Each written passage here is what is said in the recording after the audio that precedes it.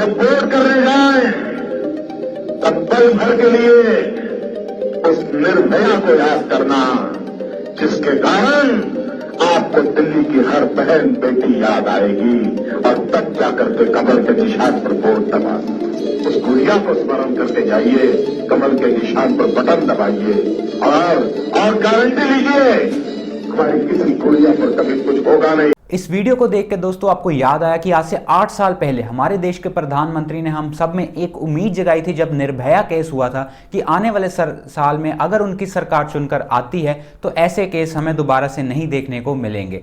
लेकिन 8 साल बाद आज के समय में भी हमारे देश के जो हालात हैं वही हैं, या फिर मैं ये बोलूं कि उससे भी ज़्यादा बुरे हो चुके हैं, जहां पर हमें हर दिन ऐसे इंसिडेंट्स देखने को मिलते हैं। रिसेंटली हाथरस यूपी में एक ऐसा इंसिडेंट हुआ जहां पर 19 साल की लड़की के साथ ऐसा इंसिडेंट हमारे सामने आया जो मैं अपने आवाज़ में बोल भी नहीं सकता, आपको बता भी नहीं सकता जो कुछ उनके साथ हुआ।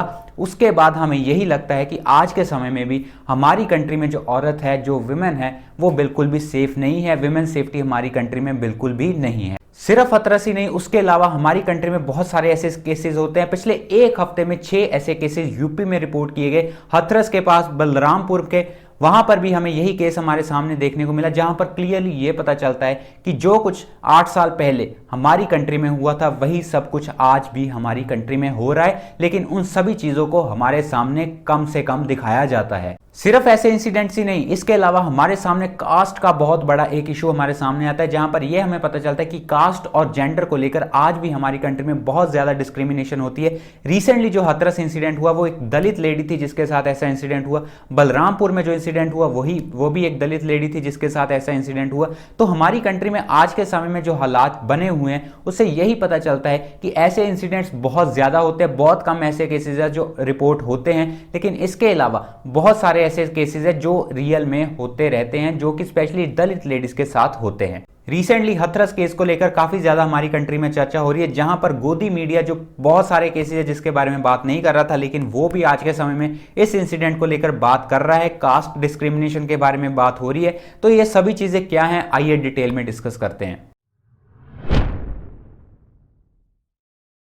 दिल्ली से लगभग 200 किलोमीटर दूर यूपी में हाथरस गांव है, जहां पर 19 साल की लेडी के साथ 4 लोगों ने बलात्कार किया और उसके बाद 2 हफ्ते के बाद उनकी मौत हो जाती है। तभी शुरू होता है योगी आदित्यनाथ और उनकी पुलिस का बहुत बड़ा एक खेल, जहां पर इस केस को छुपाने की बहुत ज्यादा कोशिश की जाती है। जब उस लेडी की मौत की खबर हमारे सामने आती है, मीडिया में आती है, उस समय पूरा इंसिडेंस जो है उसको काफी ज्यादा लाइमलाइट मिलती है। जब उनकी मौत होती है तो रात के 2:30 बजे पुलिस जो है, हाथरस की पुलिस जो है, उन्होंने उस बॉडी को जला दिया। ये क्या चल रहा है इतना बस बता दीजिए सर, बस इतना सा मुझे बता दीजिए। मैं क्राइम ब्रांच में हूँ। कुछ और चल रहा है, ये जल क्या रहा है ये तो बता दीजिए हमको। बॉडी है कि क्या है? विदाउट परमिशन, विदाउट फैमिली की परमिशन उन्होंने रात के 2:30 बजे उनकी जो बॉडी थी उसको जला दिया। और वहीं पर जो पुलिस है उनका यह बोलना था कि उनकी फैमिली की यहां पर परमिशन ली गई थी। अब आप दोस्तों खुद सोच कर देखिए, हमारा जो ट्रेडिशन है, हमारा जो कल्चर है, क्या आपने कभी भी ऐसा सुना है कि रात के 2:30 बजे किसी की बॉडी को आग लगाई गई हो? तो उस समय जो पुलिस थी, योगी की सरकार थी, योगी की जो पुलिस थी, उन्होंने रात के 2:30 बजे उस बॉडी को जला दिया। और यह भी बोला गया कि जो उनकी पूरी फैमिली थी, उस लेडी की पूरी फैमिली थी, उसको घर में बंद कर दिया गया, पूरे गांव को सील कर दिया गया। लेकिन वहां पर ही कुछ ऐसी तस्वीरें थी जो हमारे सामने आई, जो ऐसी वीडियोस थी जो हमारे सामने आई, जिसके बाद ये जो पूरा मुद्दा था, ये जो पूरा इंसिडेंट था, उसको और ज्यादा हाइप मिलना शुरू हो गई। जब ये पूरी खबर मीडिया में आती है, पूरे गांव को सील कर दिया जाता है, मीडिया एंट्री बैन कर दी जाती है, ओपोजिशन की एंट्री बैन कर दी जाती है।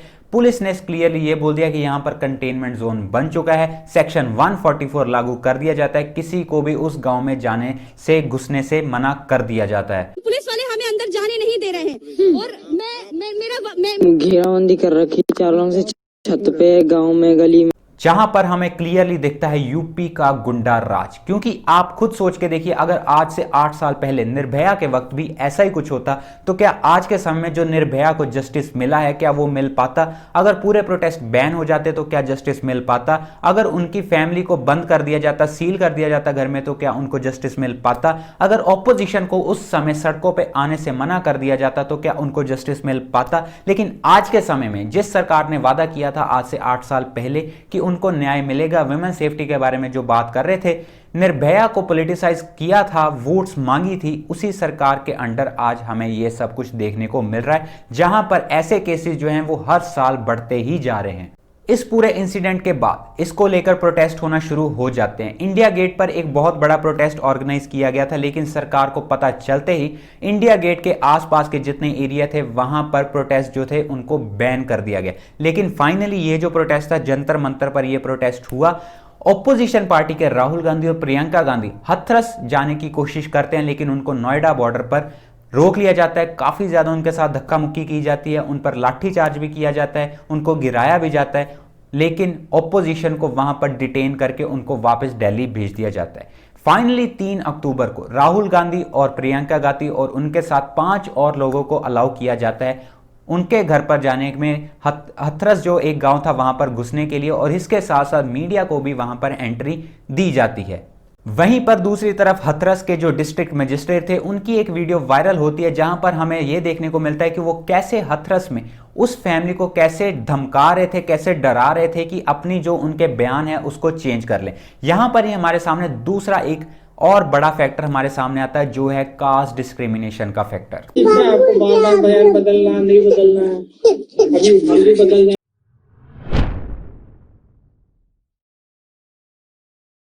आज़ादी के 70 साल बाद भी आज भी हमारी कंट्री में कास्ट बेस्ड डिस्क्रिमिनेशन काफ़ी ज़्यादा होती है। मैं ज़्यादा लंबी चौड़ी बात इस पर नहीं करूंगा, आप सबको इसके बारे में पता है कि कितनी ज़्यादा कास्ट बेस्ड डिस्क्रिमिनेशन होती है। आप में से कई लोगों ने इसको फेस भी किया हो। यहां पर मैं बात करना चाहता हूं हथरस गांव के बारे में। हथरस में बोला जाता है 2 तरह की फैमिलीज रहती हैं, एक तरफ है ठाकुर्स और दूसरी तरफ है दलित्स। वहीं पर जो ठाकुर्स है वो वहां पर डोमिनेंट सोसाइटी है, और वहीं दूसरी तरफ जो दलित्स हैं उनकी फैमिलीज काफ़ी ज़्यादा कम है। ये बोला जाता है कि 15 से 20 फैमिलीज ही उनकी वहां पर रहती हैं। तो जो वहां के ठाकुर्स हैं वो उन पर काफ़ी ज़्यादा अत्याचार करते हैं, दलित्स पर काफ़ी ज़्यादा अत्याचार करते हैं, डिस्क्रिमिनेशन काफ़ी ज़्यादा होती है। इनफैक्ट ये भी बोला जाता है कि जो दलित्स हैं उनके घर के बाहर जो ठाकुर्स है यूपी के, वो गंद फैला देते हैं, क्योंकि उनको लगता है ये जो दलित्स है ये नीवी जात के लोग हैं, नीची जात के लोग हैं, तो ऐसे उनके साथ डिस्क्रिमिनेशन किया जाता है। 2014 से लेकर 2018 के बीच अगर मैं डेटा के बारे में बात करूं तो लगभग 47% ऐसे केसेस बढ़े हैं जहां पर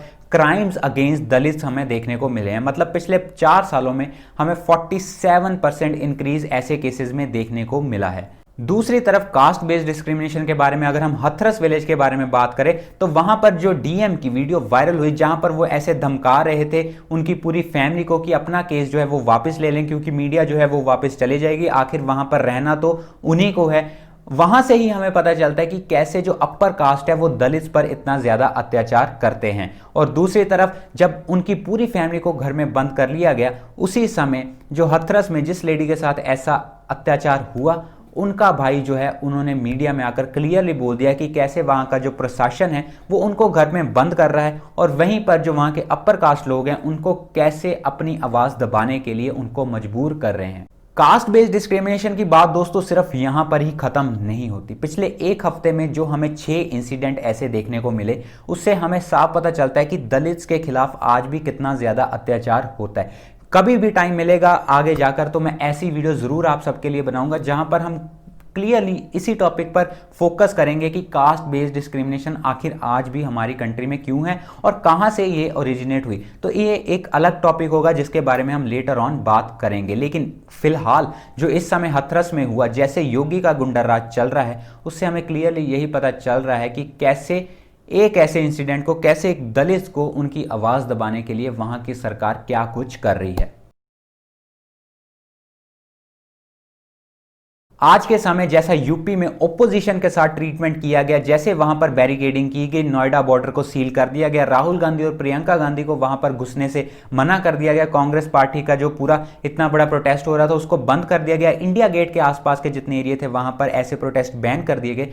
अब आप खुद सोच के देखिए, अगर 2012 में ऐसा ही उस समय की सरकार करती तो क्या आज के समय में जो निर्भया को जस्टिस मिला क्या वो मिल पाता? अगर वहीं पर जब वहां पर निर्भया केस हुआ, अगर उसी समय पर सरकार जो उस समय की थी वो भी ऐसे पूरा कवर अप इशू को करने की कोशिश करती तो क्या जस्टिस मिल पाता? तो जो आज के समय में सरकार कर रही है, जैसे चुप्पी साधी हुई है हमारे प्रधानमंत्री ने इस इशू को लेकर, जहां पर एक क्रिकेटर को अगर थोड़ी सी भी चोट लगती है तो उसके लिए एक ट्वीट किया जाता है, लेकिन इतना बड़ा इंसिडेंट हो गया, लेकिन अभी भी हमारे प्रधानमंत्री से ऐसा हमें कोई ट्वीट नहीं देखने को मिला जहां पर वो उनकी फैमिलीज के पास जाते हैं, ऐसा कुछ भी हमें देखने को नहीं मिला। तो इससे यही पता चलता है कि कैसे आज के समय में ओपोजिशन को रोकने की कोशिश की जा रही है, प्रोटेस्ट को रोकने की कोशिश की जा रही है, जैसा यूपी की सरकार आज के समय में कर रही है। उससे साफ पता चलता है कि यूपी में कैसा योगी का गुंडा राज चल रहा है, जो पुलिस है उनके अंडर कैसे काम कर रही है। इसके अलावा लेटेस्ट न्यूज़ जो हमारे सामने निकल कर आ रही है इस केस को लेकर, वो ये आ रही है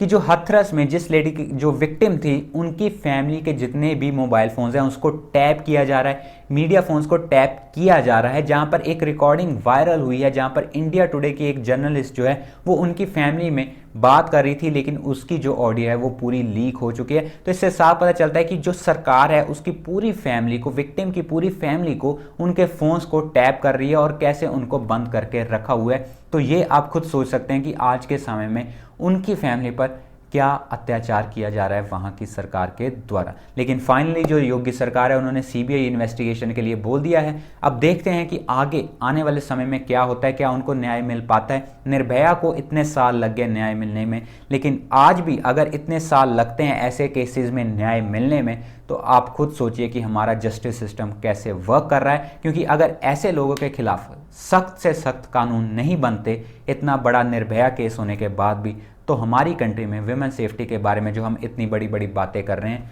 वो बिल्कुल भी फेल हो चुकी हैं। तो दोस्तों ये थी मेरी आज की वीडियो। आई होप आपको मेरी आज की वीडियो से कुछ ना कुछ सीखने को, कुछ ना कुछ नॉलेज या कुछ ना कुछ इन्फॉर्मेशन आपको देखने को मिली होगी।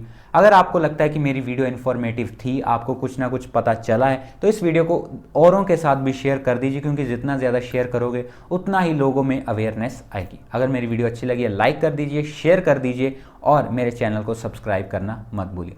चलिए दोस्तों, मिलते हैं हम अगली बार। बहुत बहुत धन्यवाद।